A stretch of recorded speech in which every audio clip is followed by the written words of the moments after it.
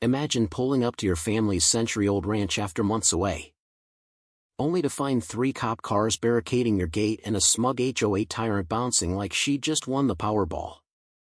That's when Garrett Whitehawk realized his new neighbor, Karen Whitmore, wasn't just nosy. She was a full-blown suburban dictator about to learn that messing with the wrong cowboy could cost her everything. Garrett eased his truck to a stop on the dusty gravel road, the Texas sun dipping low and casting long shadows over the mesquite bushes. The iron sign above the gate read Whitehawk Ranch. Est. 1887, a testament to generations of sweat and soil. But there she was, Karen, mid-40s, with her perfectly coiffed bob and a clipboard clutched like a shield, flanked by deputies who looked like they'd rather be wrangling actual cattle. "Sir," the lead officer drawled, tipping his hat with the reluctance of a man delivering bad news. "We've got a trespassing call. This lady says you don't own this property." Garrett glanced at Karen, her lips curled in that triumphant sneer, eyes gleaming with the thrill of authority.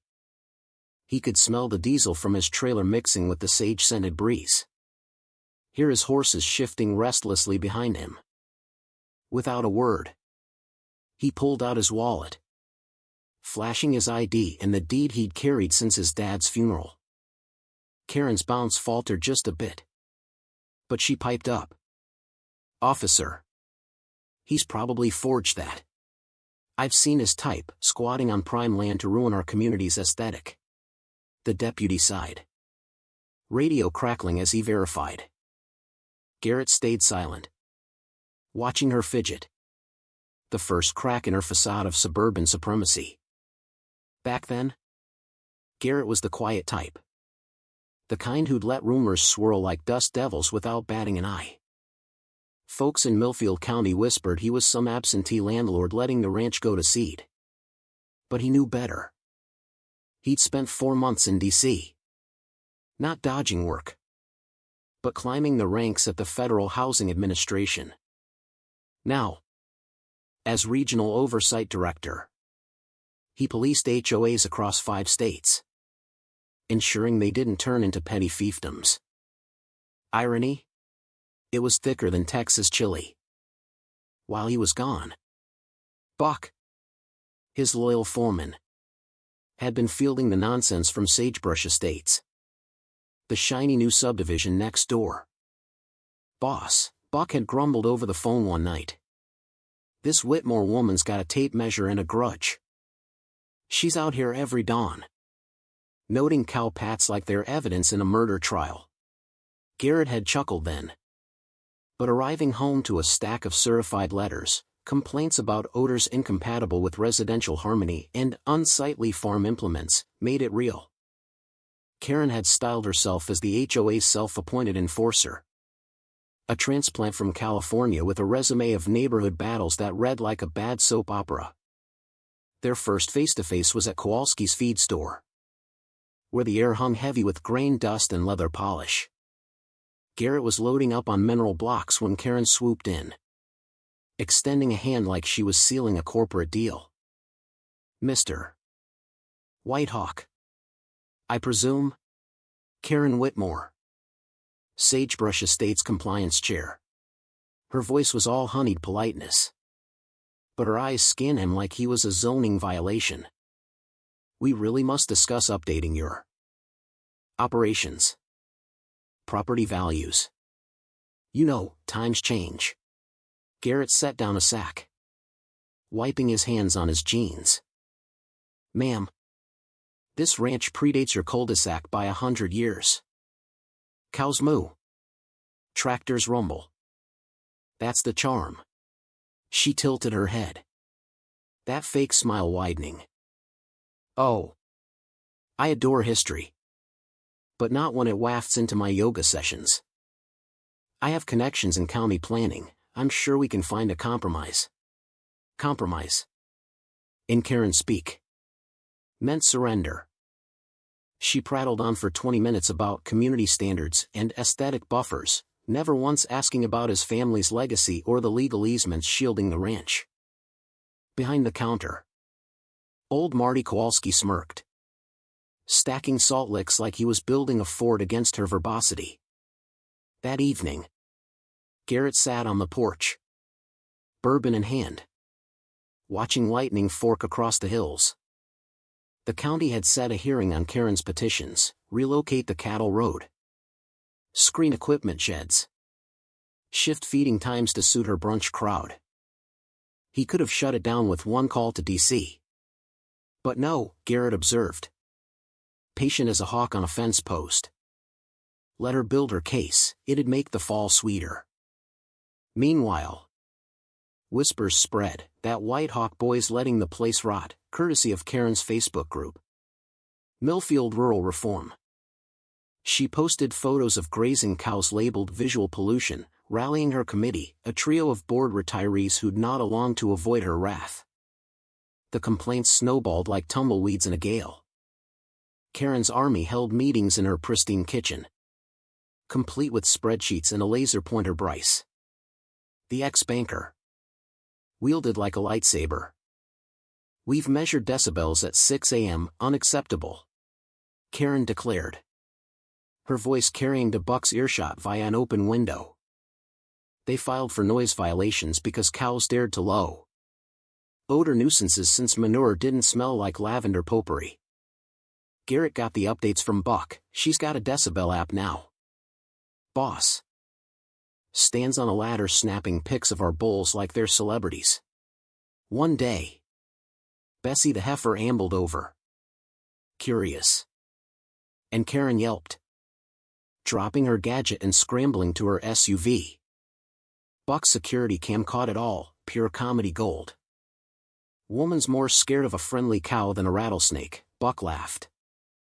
Karen dug deeper, Googling Garrett and twisting his FHA role into rancher bias. He's protecting his own kind, she crowed to her group. We'll escalate to Washington. Oh, the delicious misfire. Garrett, meanwhile, had his attorney, Sarah, pull titles, agricultural easements locked in since 1887. Immunizing the ranch from newbie gripes. Sarah uncovered Karen's past, San Diego feuds over barking cats, yes. Cats. Phoenix dust-ups with gardeners. A former neighbor snorted over the phone, she called immigration on my lawn guy. We threw a block party when she left. Garrett stayed mum, letting Karen's obsession fester. She hired lawyers for a nuisance abatement suit, demanding $340,000 in ranch mods. Incompatible with modern living, the letter sniffed. The town buzzed. Rita at the diner banned Karen after she whined about aromatic ethnic dishes. In Texas? Honey, that's a hanging offense, Rita quipped, slamming a coffee pot. Karen's campaign hit fever pitch with her online crusade, graphs of dust levels, timestamps on feeding routines. She petitioned to rezone the ranch road, ignoring its century-old path. At a town hall, she ranted to a baffled council, this traffic hazard ruins our serenity. The mayor coughed, ma'am, that's county land. No jurisdiction. Snickers rippled through the room. Garrett watched from the back, noting allies forming, Marty, Rita, even subdivision defectors whispering apologies. Karen's mineral rights discovery backfired, public records showed Garrett owned them under her turf, bolstering his stance. She threatened federal complaints, conflict of interest. But Sarah documented harassment, surveillance logs, fake social posts labeling Garrett a corrupt Fed. The ranch community rallied, FFA kids penned support letters. The chamber backed AG Heritage. Karen's HOA? Crumbling under scrutiny, unpermitted fences, drainage fails, violations galore. Thanks to federal incentives tying them to oversight. Garrett's domain. Tensions boiled at the HOA clubhouse meeting Karen called, inviting media like it was her coronation. Slideshow drama, Dramatic music over cow picks dubbed assault on senses. Residents shifted uncomfortably. Then Garrett strolled in. Unannounced. "Mrs. Whitmore," he said evenly.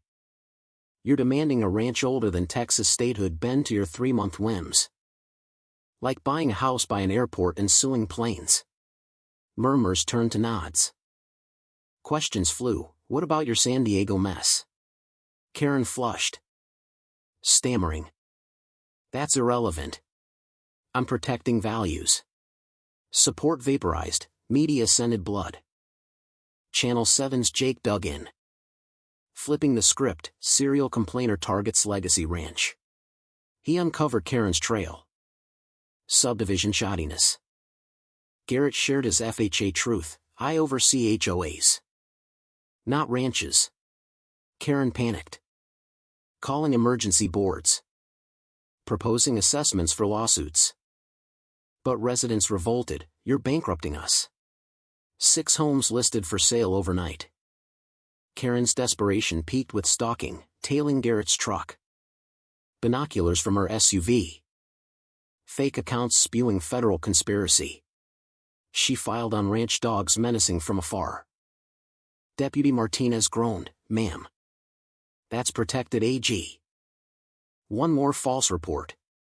She hired a PI for dirt, found Garrett's spotless record instead. Congressional complaints boomeranged, ethics cleared him. Spotlighting her frivolity. The subdivision got slapped with compliance orders, $380,000 fixes.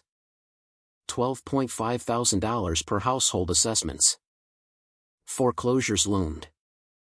Karen's board ousted her. "You're a liability." Isolation set in. Hubby Dave filed divorce papers. Kids ghosted. Garrett filed for restraint. Evidence stacked like hay bales. Videos. Reports. Judge Williams eyed Karen's ramblings. "This is harassment. Plain and twisted." Order granted, 500 yards back. But Karen violated it spectacularly. Confronting Garrett at courthouse steps, "You ruined me with your power abuse." Deputies cuffed her mid-rant. Cameras rolling. Viral gold. The congressional hearing in Austin was Garrett's mic drop. C-SPAN captured it. Sagebrush illustrates HOA failures, permit shortcuts. AG harassment. Reforms rolled, stricter disclosures. AG shields. Anti-frivolous penalties. Karen crashed. Shouting conspiracies, ejected live. Her trial? Guilty plea on stalking. Probation. Counseling. House foreclosed. She fled Oregon-bound. Debts trailing. Ranch thrived, heritage status. Tours pulling $180,000 extra. Scholarships for AG kids.